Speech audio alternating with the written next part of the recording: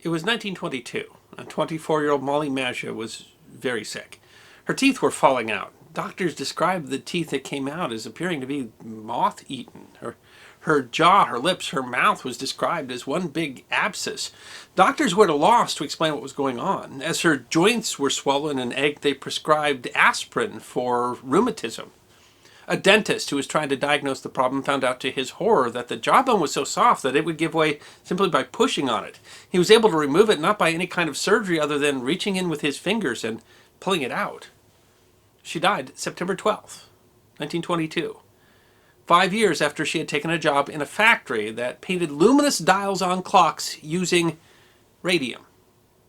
Molly's struggles and those of other women to find justice and the impact that that had on workplace safety in America is history that deserves to be remembered. In 1898, Marie Curie and her husband Pierre submitted a paper announcing the discovery of a new element, radium, which they named after the Latin word for ray. Though not well understood, the Curies knew that the material was dangerous. Pierre said he would not want to be in a room with a kilogram of the stuff because he feared it would blind him. They suffered radiation burns from handling the material without protection. Effects of long-term exposure were, however, not known at all. In 1902, the inventor William J. Hammer, a lab assistant to Thomas Edison, visited the Curies and returned to the U.S. with the curious material, a radium salt that had a slight blue-green glow. Envisioning possible commercial applications, he began experimenting with the substance. He became the first to propose radiation as a treatment for cancer, and in 1903 he and Dr. Willie Meyer successfully shrunk an incurable tumor by exposing it to radiation. He also discovered that the zinc sulfide glowed brightly when combined with radium, and combined with some glue, created a glow-in-the-dark paint. The U.S. Radium Company began using this recipe to create Undark, a glow-in-the-dark paint, in 1917. At the time, the paint was seen as something of a wonder product, primarily for its use in illuminating watches and instrument panels for soldiers, who were soon to be sent to fight in the war in Europe during World War I.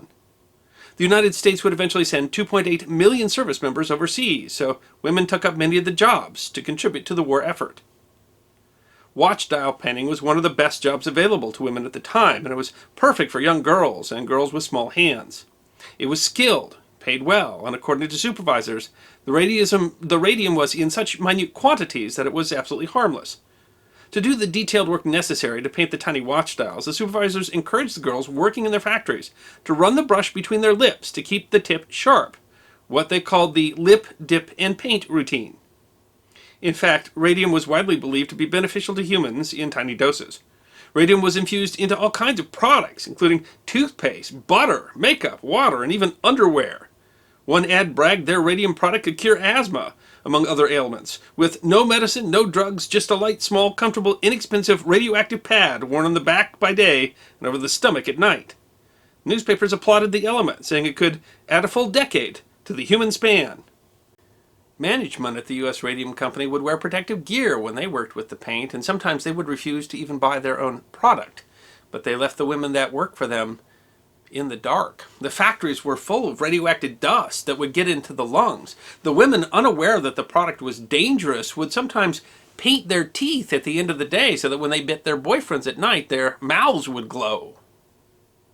5 years after the factory in New Jersey opened, Molly Maggia became the first to die, but doctors weren't sure what had killed her. Other girls were already experiencing symptoms like aching joints, sore backs, and unexplained pain. The issues were especially prominent in their jaws and teeth, where they had had the most exposure. The necrosis in the girls' jaws would become called radium jaw. When women started dying, the companies ramped up a defensive campaign of misinformation to protect themselves from what they called gossip. In the early 1920s, another factory worker named Grace Fryer started looking for the cause of her illness. She became suspicious that it might have had something to do with her job at the radium factory. She was contacted by a specialist named Dr. Frederick Flynn from Columbia University. He and a colleague declared her perfectly healthy. But only later would she learn that Dr. Flynn wasn't a doctor, but a toxicologist working for U.S. Radium, and his colleague was one of the company's vice presidents. In the early 1920s, the company hired a Harvard physiology professor named Cecil Drinker to study the conditions in the factory. Drinker's report was grim. He described a sick workforce exposed to huge amounts of radioactive material who were literally glowing in the dark. Their hair, faces, hands, arms, necks, the dresses, the underclothes, even the corsets of the dial painters were luminous. The company threatened to sue Drinker if he published the report, but behind his back submitted an altered report to the Department of Labor that claimed that every girl is in perfect condition. Alice Hamilton, a seasoned reformer and colleague of Drinker, learned of the forged report and immediately told Drinker and his wife. Cecil published the report publicly in response. In the same year, Dr. Harrison Martland helped devise tests that linked the radium to the girls' illnesses and helped to explain what kind of damage the radiation was doing when ingested. Dr. Joseph Neff, one of the dentists who had worked with the ill-fated Molly Maggia, had kept part of her jaw and exposed it to dental film, which indicated a huge amount of radiation in the bones. The USRC worked overtime to discredit the work. It was determined much later that radium works somewhat like calcium in that it collects in the bones, but once there, it starts to eat apart the bones from the inside. As the bones start to collapse, the joints swell, and the women would literally get shorter, bent with pain. Grace Fryer's spine started to collapse. She required a brace just to sit up. Grace Fryer and 4 other workers, Quinta McDonald, Albina Loris, Edna Hussman, and Catherine Schaub, decided to sue the company in 1925, but they faced an uphill battle. The USRC denied any wrongdoing or responsibility for the illnesses. The company accused them of trying to palm off the bills for the sicknesses. Arthur Reeder, president of the USRC, spearheaded efforts to bribe scientists and doctors to deny the evidence and spread studies attributing the symptoms to syphilis or a viral infection. It took them 2 years to find anyone willing to take up the case. They were hampered by a requirement that occupational illnesses be reported in 2 years, as well as the unknown nature of the disease, which made it difficult for the women to find legal recourse. Grace refused to give up, and in 1927 she finally got the help of a young New Jersey attorney named Raymond Barry. The USRC fought to delay the proceedings, hoping that, like so many other girls, Grace and her co-workers would die before the court battle ended. Perhaps the girl's greatest ally was Alice Hamilton, who used her already proven reputation as a workplace reformer to force the issue. She already had a friend in Walter Lippmann, editor of the New York World, asking him to ratchet up media pressure on the public and on the company. When the girls finally appeared in court, January of 1928, 2 of them were bedridden, and none of them could lift their arms to take the oath. All of them literally glowed in the dark from the radiation leaking from their bones. When the judge chose to delay the case until September of 1928 because U.S. Radium Company witnesses were summering in Europe, Lippmann led the charge in public outrage. He called it a damnable travesty of justice. There's no possible excuse for such a delay.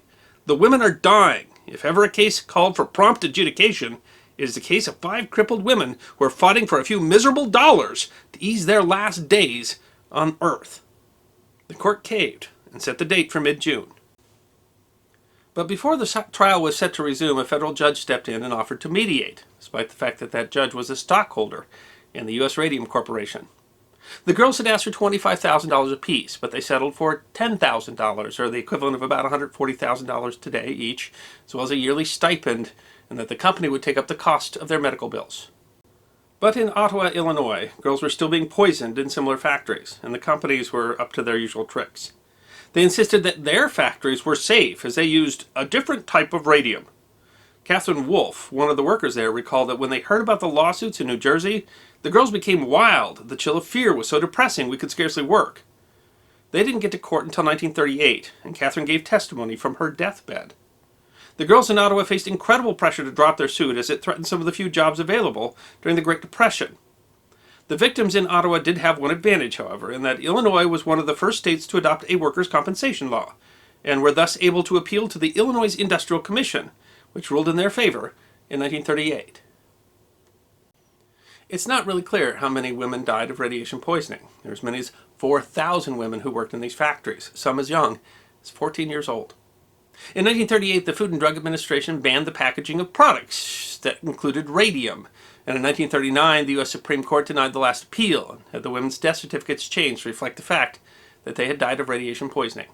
It was one of the first big cases in the United States where an employer was held responsible for the health of their employees, and the lawsuits eventually helped to spur the creation of the Occupational Safety and Health Administration, whose efforts have drastically reduced the incidence of death, illness, and injury due to workplace conditions, as well as multiple other state laws to protect worker safety.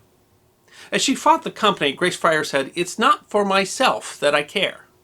I am thinking of the hundreds of other girls to whom this may serve as an example. In 2011, the town of Ottawa, Illinois erected a statue as a memorial to the dial painters who sickened and died there, and to dial painters who suffered all over the United States, in recognition of the tremendous perseverance, dedication, and sense of justice the Radium girls exhibited in their fight. May they rest in peace.